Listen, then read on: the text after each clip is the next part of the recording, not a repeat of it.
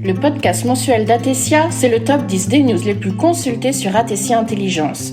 Pour écouter votre veille réglementaire condensée dans un flash info, installez-vous bien confortablement, c'est parti!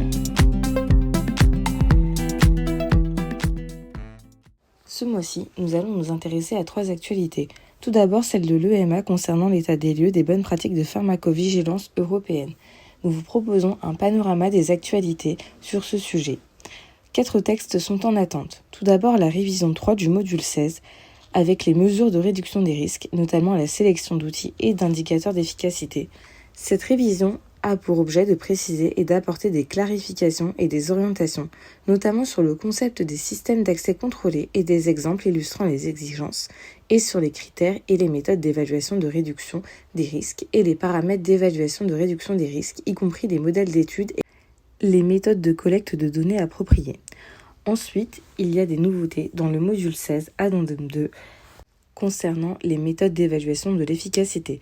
Cet addendum a pour objet de fournir des orientations supplémentaires sur les sources de données et les méthodologies de surveillance des résultats des mesures de réduction des risques et sur la communication des résultats des études évaluant l'efficacité de ces mesures. Ensuite, il y a également des nouveautés dans le module 16 addendum 3 sur les programmes de prévention de la grossesse et autres mesures de réduction des risques spécifiques à la grossesse.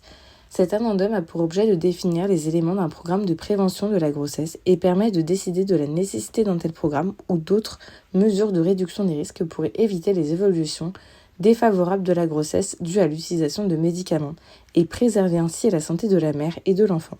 Ces mesures peuvent également inclure les patients masculins. Une description complète des éléments de ces programmes est précisée. Enfin, il y aura un projet de ligne directrice spécifique à la population des femmes enceintes et allaitantes. Ce projet a pour objet de compléter les modules des bonnes pratiques de pharmacovigilance européenne en apportant des orientations visant à intégrer la pharmacovigilance, y compris la gestion des risques et les considérations relatives aux femmes enceintes et allaitantes dans les structures et processus applicables à la pharmacovigilance dans son ensemble. Un rapport de l'EMA précise que des réflexions sont en cours, notamment sur les outils numériques, avec l'élaboration d'un document de réflexion sur les outils numériques d'aide à la mise en œuvre et à l'évaluation de l'efficacité des mesures de réduction des risques. Des réflexions nouvelles concernant les méthodologies de détection de signaux pourraient également être menées au regard des enseignements tirés de la pandémie, avec le masquage potentiel de signal dans l'analyse globale des données du fait de volumes de données trop importants. Nous allons maintenant nous intéresser aux nouvelles modalités de dépôt des plans de gestion des pénuries.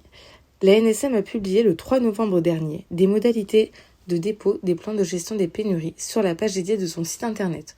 Pour rappel, les PGP doivent être mises en place pour tout MITM et adressées à la NSM entre le 1er et le 31 décembre de chaque année. Les dépôts des PGP devra désormais être réalisés via la plateforme Démarche Simplifiée qui sera accessible à partir du 1er décembre 2023. Enfin, l'HAS a publié son calendrier pour l'année 2024 concernant les rendez-vous de pré-dépôt des demandes d'accès précoce. En effet, dans le cadre de la réforme de l'accès précoce et compassionnel, la HAS et la NSM proposent pour les industriels qui le souhaitent des rendez-vous de pré-dépôt gratuits, confidentiels et non obligatoires avant le dépôt du dossier de demande. Ce calendrier a été publié sur le site de la HAS pour l'année 2024. Ce Flash Info touche à sa fin, nous nous retrouvons le mois prochain. D'ici là, retrouvez toute l'actualité réglementaire sur le site d'Atesia Intelligence. À bientôt!